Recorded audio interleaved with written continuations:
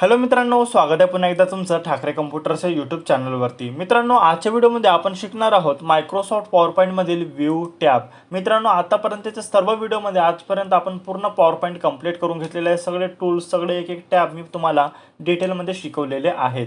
आजच्या व्हिडिओमध्ये आपण व्ह्यू टॅबसुद्धा डिटेलमध्ये घेणार आहोत. फक्त काही मोजके ऑप्शन आपण सोडणार आहोत जे की आपण नेक्स्ट व्हिडिओमध्ये कव्हर करणार आहोत. त्याचं कारण मी तुम्हाला व्हिडिओच्या एंडिंगला सांगणार आहे. तर बघा मित्रांनो, व्हिडिओला सुरुवात करूया. सगळ्यात पहिला आपल्याकडे ग्रुप आहे प्रेझेंटेशन व्ह्यू. मित्रांनो, आपण जे प्रेझेंटेशन स्लाइड शोच्या माध्यमातून जे प्रेझेंटेशन दाखवत असतो, ठीक आहे, प्रेझेंटेशन शो करतो, स्लाइड शो करतो, तर सेम त्याच प्रकारे प्रेझेंटेशनचे काही वेगवेगळे 5 प्रकारचे व्ह्यू सुद्धा आहेत. ते आपल्याला प्रेझेंटेशन व्ह्यू या ग्रुपमध्ये पाहायला मिळतात. तर बघा मित्रांनो, सगळ्यात पहिला आहे नॉर्मल व्ह्यू, जे आपल्याला की आपण नॉर्मली तोच यूज करत असतो. ठीक आहे, ज्यावेळेस आपण प्रेझेंटेशन बनवतो, स्लाईड डिझाईन करतो, ठीक आहे, सगळ्या टूल्सचा वापर करतो, म्हणजे प्रेझेंटेशन क्रिएट करताना जो आपण व्ह्यू यूज करतो तो आपला नॉर्मल व्ह्यू असतो. बघा, आपलं आता सुद्धा नॉर्मल व्ह्यूमध्ये सुरू झालेला आहे. त्याच्यानंतर आहे आउटलाईन व्ह्यू. तर बघा, आउटलाईन व्ह्यूमध्ये तुम्हाला काही या प्रकारचा व्ह्यू पाहायला मिळत असतो. ठीक आहे, तुम्ही इथून स्लाईड चेंज करू शकता. ज्या ज्या नंबरच्या स्लाईडवरती तुम्ही क्लिक करता त्या नंबरवरती तुम्हाला दिसून येणार. ओके, आता हे जे बघा ओव्हर प्रोडक्ट्स, कस्टमर व्ह्यू वगैरे हे का बरं दिसत आहेत, तर हे टायटल आहेत मित्रांनो. ठीक आहे, बाकी याच्यामध्ये सुद्धा मी टायटल घेतला, परंतु हे टेक्स्ट बॉक्सचा वापर करून मी इथं टाईप केलेलं होतं. ठीक आहे, जो टायटलचा टेक्स्ट बॉक्स असतो तो मी त्याच्यामध्ये घेतलेला नव्हता, त्याच्यामुळे बाकी ठिकाणी नाही दिसत आहे. परंतु याच्यामध्ये टायटल जो टेक्स्ट बॉक्स ऑटोमॅटिकली असतो प्रेझेंटेशन बनवताना, तोच मी वापर केला होता फक्त या 3 स्लाईडमध्ये, तिसरा, चौथा आणि 10व्या नंबरच्या स्लाईडमध्ये. त्याच्यामुळे तो तसं दाखवतोय. ओके, ठीक आहे मित्रांनो, हा झाला आउटलाईन व्ह्यू. त्याच्यानंतर आहे स्लाईड शॉर्टर व्ह्यू. आता स्लाईड शॉर्टर व्ह्यूवरती क्लिक केल्यानंतर बघा, तुम्हाला सगळे स्लाईड्स जे आहेत ते थोड्या मोठ्या साईजमध्ये एकाच वेळी दिसून येतील. आणि बघा, याच्यामध्ये काय तुम्हाला टायमिंगसुद्धा, ट्रान्झिशनचा टायमिंग तुम्हाला दिसून येणार. ठीक आहे, तर हा होता स्लाईड शॉर्टर व्ह्यू. मित्रांनो, फारसं काही याच्यामध्ये शिकण्यासारखं नाही, फक्त हे व्ह्यूज आहेत, वेगवेगळ्या प्रकारे आपल्याला प्रेझेंटेशन पाहायला मिळते. ओके, हे झाले आपले स्लाईड शॉर्टर व्ह्यू. त्याच्यानंतर आहे नोट्स पेज. आता बघा, नोट्स पेज व्ह्यू, हा आहे नोट्स पेज व्ह्यू. ठीक आहे, म्हणजे काय, तुम्ही एक एक पेज, एक एक स्लाईडचा पेज तुम्ही पाहू शकता नोट्ससारखा. ठीक आहे, म्हणून त्याला नाव दिलेलं आहे नोट्स पेज व्ह्यू. त्याच्यानंतर आहे रीडिंग व्ह्यू. रीडिंग व्ह्यूवरती क्लिक केल्यानंतर तुमच्या लक्षात येईल, जसं आपण प्रेझेंटेशन शो करतो सेम त्याच प्रकारे काही आपल्याकडे ओपन झालेलं आहे प्रेझेंटेशन. ठीक आहे, तर मित्रांनो बघा, मी स्किप या बटनने बाहेर येतोय. ओके, व्ह्यू टॅबमध्ये जाऊया आपण परत. रीडिंग व्ह्यूमध्ये एक प्रकारे आपण स्लाईड शो करतो. ठीक आहे, फ्रॉम बिगिनिंग जसं आपण स्लाईड शो करतो, अगदी त्याच प्रकारे हा रीडिंग व्ह्यू काम करत असतो. ओके मित्रांनो, त्याच्यानंतर आहे मास्टर व्ह्यूज. मित्रांनो, मास्टर व्ह्यूमध्ये जे 3 ऑप्शन आहेत, ठीक आहे, स्लाईड मास्टर, हँडआउट मास्टर आणि नोट्स मास्टर, हे मित्रांनो खरं तर खूप लाँग पार्ट आहे मित्रांनो. त्याच्यामुळे हे 3 जे आपले टूल्स आहेत, ठीक आहे, जे 3 टूल्स आहेत, मास्टर व्ह्यू जो ग्रुप आहे, हा मी तुम्हाला नेक्स्ट व्हिडिओमध्ये पूर्ण डिटेलमध्ये शिकवणार आहे. कारण या एकाच व्हिडिओमध्ये ते कव्हर करणे शक्य नाही. कारण जसं बघा, मी तुम्हाला एक एक्झाम्पल करून दाखवतोय. जसं मी स्लाईड मास्टरवरती क्लिक करतोय, तर एक नवीन टॅब ओपन झालेली आहे स्लाईड मास्टरची, आणि इथं खूप सारे टूल्स आहेत. हे सगळे टूल्स डिटेलमध्ये शिकवण्यासाठी भरपूर टाईम जातो. या व्हिडिओमध्ये ते मी कव्हर करू शकत नाही, त्याच्यामुळे मी व्ह्यू टॅबमधील जे आहे हा ग्रुप जो आहे मास्टर व्ह्यूज, हा ग्रुप मी तुम्हाला स्पेशली शिकवणार आहे. तर नेक्स्ट व्हिडिओची लिंक तुम्हाला याच व्हिडिओच्या डिस्क्रिप्शन बॉक्समध्ये सुद्धा भेटून जाणार. ओके मित्रांनो, तर बघा, आपण हा ग्रुप थोडा हे करतोय आपण. ठीक आहे, नेक्स्ट आपण स्किप करतोय हा ग्रुप, नेक्स्ट व्हिडिओमध्ये आपण बघणार आहोत. त्याच्यानंतर आहे शो ग्रुप. शो ग्रुपमध्ये बघा मित्रांनो, सर्वात सोपा ग्रुप असेल तर शो ग्रुप आहे. याच्यामध्ये काहीच नाही आहे. बघा मित्रांनो, रूलर म्हणजे स्केल. जर तुम्हाला रूलर पाहिजे असेल, आता बघा सगळ्या ठिकाणी अनचेक आहे. ठीक आहे, एक गोष्ट लक्षात ठेवा, सगळ्या ठिकाणी अनचेक आहे. जसं तुम्ही रूलरवरती चेक करता, तर तुमच्या लक्षात आलं असेल इकडे रूलर आलेली आहे. ठीक आहे, हॉरिझॉन्टल आणि व्हर्टिकल दोन्ही रूलर्स आलेल्या आहेत. जर तुम्हाला रूलरची गरज असेल तर तुम्ही इथून रूलर घेऊ शकता. त्याच्यानंतर आहे ग्रीड लाईन्स. बघा मित्रांनो, ग्रीड लाईन्स तुम्हाला दिसून येत असतील. आता अनचेक होता तर काहीच तुम्हाला लाईन्स इथं दिसत नाही आहेत, काहीच तुम्हाला डॉट्स वगैरे दिसत नाही आहेत. बट तुम्ही जसं ग्रीड लाईन्सवरती क्लिक करता, तर तुम्हाला इकडे डॉटची एक लाईन्स, तुम्हाला ग्रीड लाईन दिसून येत असेल. तर अशा प्रकारे तुम्ही ग्रीड लाईन घेऊ शकता जर तुम्हाला गरज असेल तर. त्याच्यानंतर आहे गाईड्स म्हणजे बघा मित्रांनो, आपल्या स्लाईडचे 4 भाग होतात. ठीक आहे, मी करून दाखवतो तुम्हाला.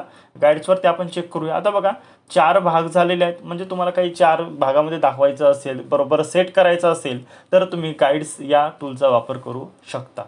अदरवाईज त्याला आपण अनचेक करून ठेवूया. ओके, त्याच्यानंतर आहे नोट्स. जसं तुम्ही नोट्सवरती क्लिक करता, आता काय झालं आहे बघा, एक प्रॉपर तुम्हाला खाली दिसत असेल क्लिक टू ॲड नोट्स. समजा तुम्हाला या स्लाईडबद्दल स्पेशली काही नोट डाऊन करून ठेवायचं असेल तर तुम्ही इथं टाईप करून ठेवू शकता. बघा तुम्हाला खाली इकडे दिसत असणार. ठीक आहे, तुम्हाला नोट्स जर ॲड करायचे असेल तर तुम्ही इथं नोट्स ॲड करू शकता. काही पण तुम्ही टाईप करून ठेवू शकता त्या स्लाईडबद्दल. ठीक आहे, सेकंड याच्यावरती आपण गेलो, इकडे सुद्धा तुम्ही नोट्स देऊ शकता. म्हणजे एकदा क्लिक केल्यानंतर तुम्हाला प्रत्येक स्लाईडवरती नोट्सचा ऑप्शन तुम्हाला दिसून येईल. ठीक आहे, जर तुम्हाला काही टाईप करायचं असेल तर तुम्ही त्याच्यामध्ये टाईप करून ठेवू शकता. हा होता आपला नोट्सचा. ओके, त्याच्यानंतर आहे झूम ग्रुप. आता बघा झूमवरून तुमच्या लक्षात आलं असेल आपण स्लाईडला झूम करून पाहू शकतो. ओके, बघा मी करून दाखवतो. झूमवरती क्लिक केल्यानंतर तुम्हाला इकडे वेगवेगळे ऑप्शन दिसून येतील. 33%, 50%, 66, 100%. तुम्हाला किती पर्सेंट झूम करायचं आहे, सिम्पल त्याच्यावरती क्लिक करायचं, ओकेवरती क्लिक करायचं. तेवढा पर्सेंट आपली स्लाईड जी आहे ते झूम आउट झालेली तुम्हाला दिसून येईल. जसं मी 100%वरती क्लिक करतोय, ओके केल्यानंतर बघा परत झूम झालेली आहे. त्याच्यानंतर मी 33वरती क्लिक करून दाखवतो तुम्हाला. ओकेवरती क्लिक केला तर 33% आपली स्लाईड जी आहे इकडे ती झूम आउट झालेली आहे.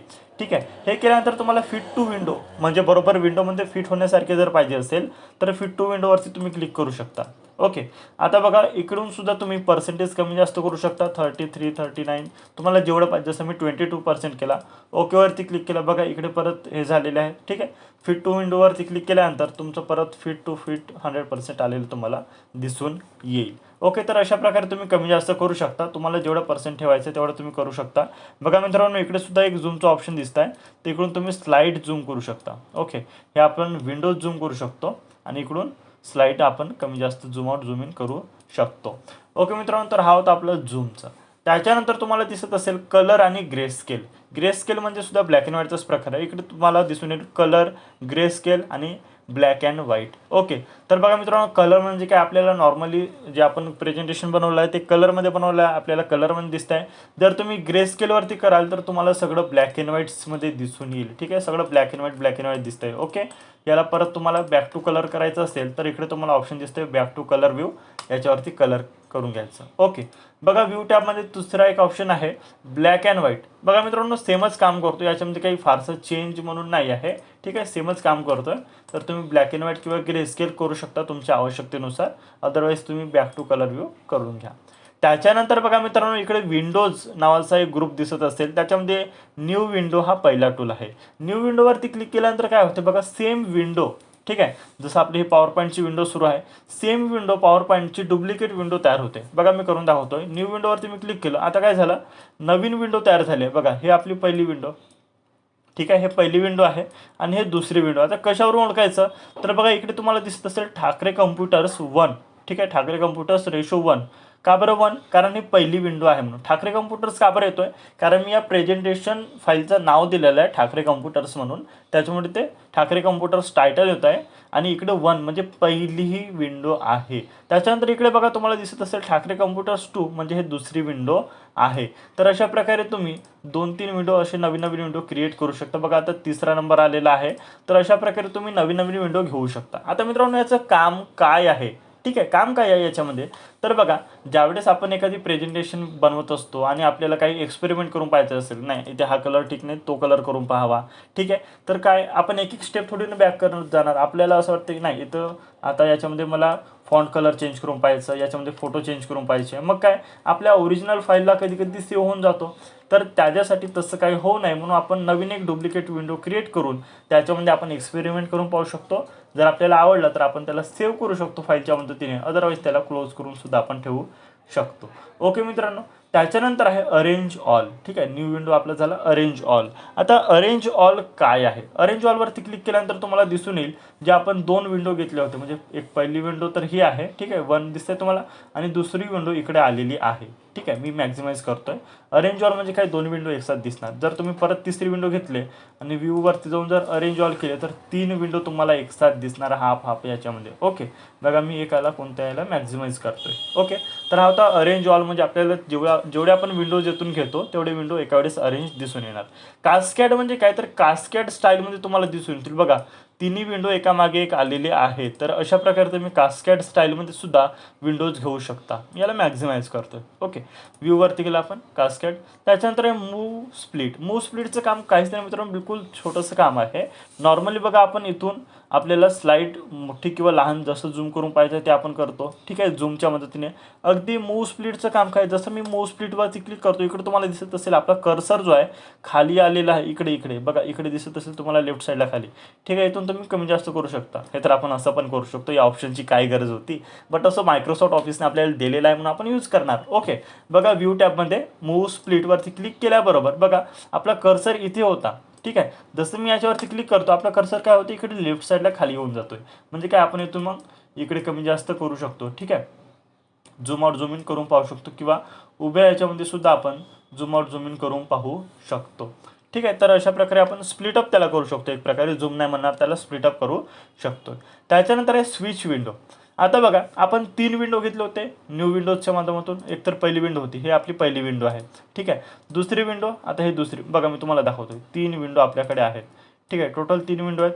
ही झाली पहिली, ही झाली दुसरी आणि ही झाली तिसरी.